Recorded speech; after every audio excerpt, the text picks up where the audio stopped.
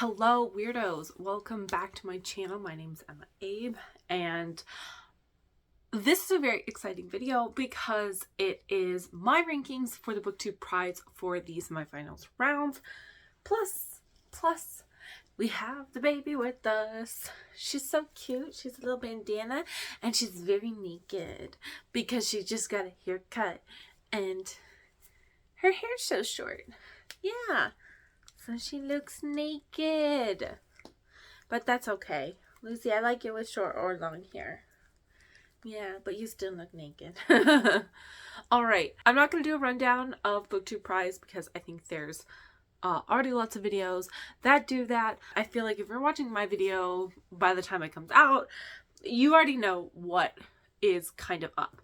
So I judged group B. First of all, just about the book choices for this round, I felt like the book choices for me were just like a lot of books about like African Americans, but also books about like African American violence. Or at least those are the books that I specifically had to read this round. Heavier topics, it felt like. It wasn't all necessarily that, but because there was the one about notes on Black performance, but it was just like, I just thought that it was interesting, just a group of books that I got. So let's get into ranking them. One that I ranked 6th, aka the worst or the least good one, is All the Frequent Troubles of Our Days. This is by Rebecca Donner. I don't want to repeat myself because I did read this in a previous round and I ranked it 6th then. Like, it reads really well, it moves really well, and that way it's good. Just books about spies in World War II are not for me. And that's what this book was. It was a book about an American spy in Germany during World War II, and I was just like, I'm sorry, but I just don't find this interesting. And I am not compelled to read books about this.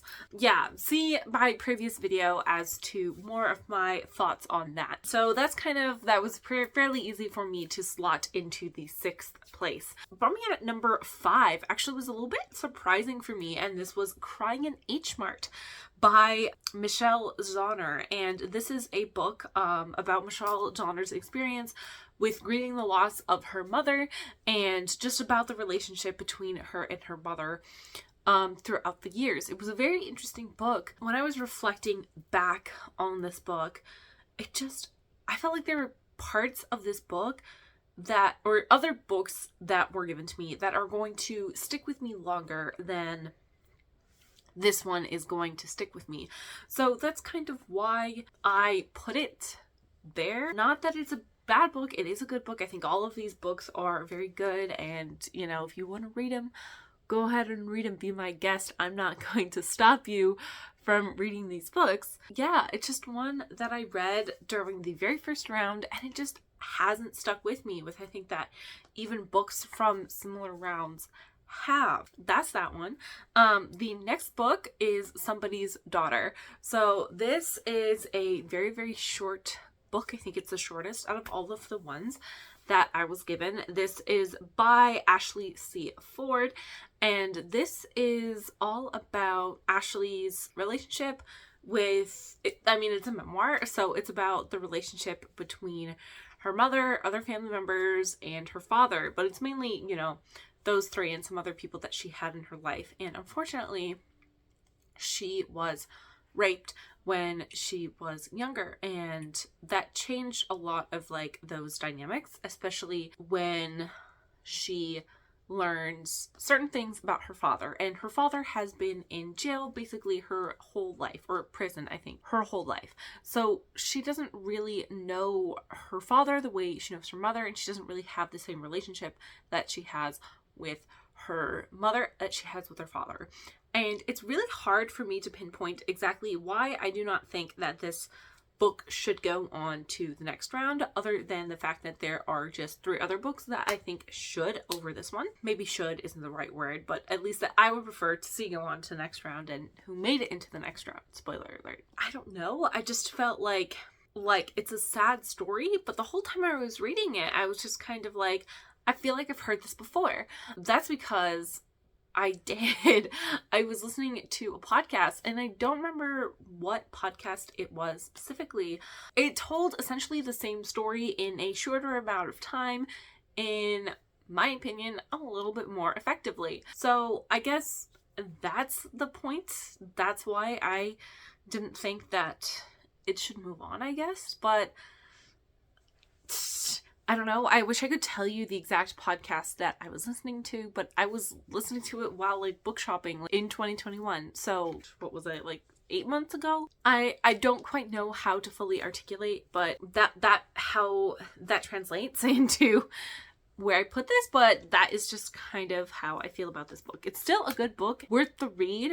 Editing me here coming in. I just wanted to elaborate on my point, because after reflection, after working and editing on this video, I think that what the problem that I have with this book is that I think it benefits a lot from not knowing the reveals that happen in the story. And because I'd listened to the podcast earlier, kind of ruined the whole book for me, so it was a lot harder to enjoy. So that's kind of why I'm being cagey about what happens, because I think it does serve itself when you don't know, stuff about her father and that stuff. Back to the video. Alright, so moving on to the books that I did want to go see to the next round, and I was watching the video, and all my choices moved on to the next round, so that was very, very exciting. And the one at number 3 was Little Devil in America. This is by Honey, forgive me, but I cannot pronounce his last name, Adrabakiev. I think the subtitle is Notes on Black Performance. There were so many times that I was reading this book and I was like, oh my gosh, let me actually just look this up because I want to know more. I think that, and this was happening while I was reading the book, it kept me intrigued. It kept me wanting to know more, to see pictures, because there were not any pictures. Book, I think at times it could be really hard-hitting, but could also be full of joy and laughter, and I thought that it was really well balanced in that retrospect, and it just made me want to learn more about the specific things that he was talking about. He talks about, I am not going to remember her name, but she did the whole banana skirt, and he talked just about how that's all people saw her as, but she was so much more. She was a full-fledged spy during World War II. And I'm like, okay, so we have all of these spy books, right? About spies in World War II.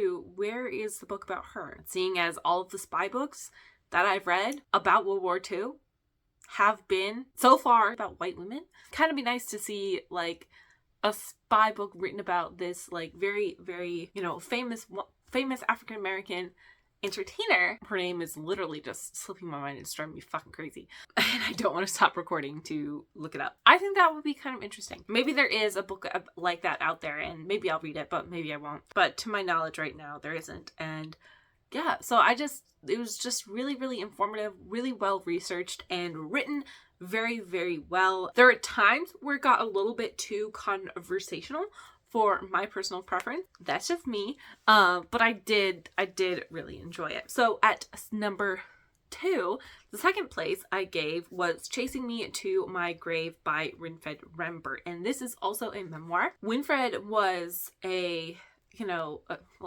guess he's not dead yet, but he is just this young African-American man living in the South, just going about his day, and he wound up getting arrested, put on the chain gang and stuff like that, and he talks a lot about his experience working in the prison, being in prison, but then coming out of prison, and how difficult it was. And part of what I really loved about this work is that Winfried is really, really famous for his leather paintings, his leather artwork that he does, and he has found a lot of success in the art world. I had never heard of him, but I'm not a fancy art connoisseur. In his artwork, he tells these stories that essentially this book is just sort of working as a visual guide through these artworks. So I thought that was really, really, really, really cool. I really enjoyed it. I'm really glad I chose to read this and follow along, because you do get to see all of the places in his hometown that he describes, and all of the different people. You get to see them in his depiction of his artwork. And I think what I really loved about this memoir is the narrative voice that he uses. I think he's just very easily able to compare and contrast his life as a young man and now, and the society around him and how stuff has changed. And I think he does it in a very down-to-earth manner. There's not a lot of waxing philosophical or stuff like that. He just kind of says it straight at you. It's he'll say things like, I never thought that I would see my paintings of people working and breaking their backs on the chain gang in this rich white person's house. He I don't quite have the correct vocabulary to explain just how refreshing that is.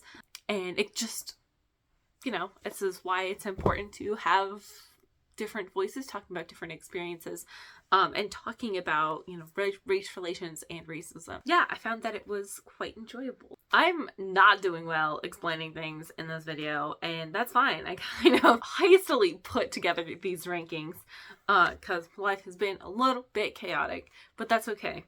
And so the very last book that I ranked number 1 would have to be How the Word is Passed. This is by Clint Smith. When I was reading Somebody's Daughter, the audiobook, there was a interview that Clint Smith did with Miss Ford, and it made me appreciate this book so much more, even though that's not what it was intending to do. Anyway, so this is about Clint Smith's journeys around America, but also the world, because he does go visit a place in Africa that really discusses about how our history is discussed, and specifically the history of slavery.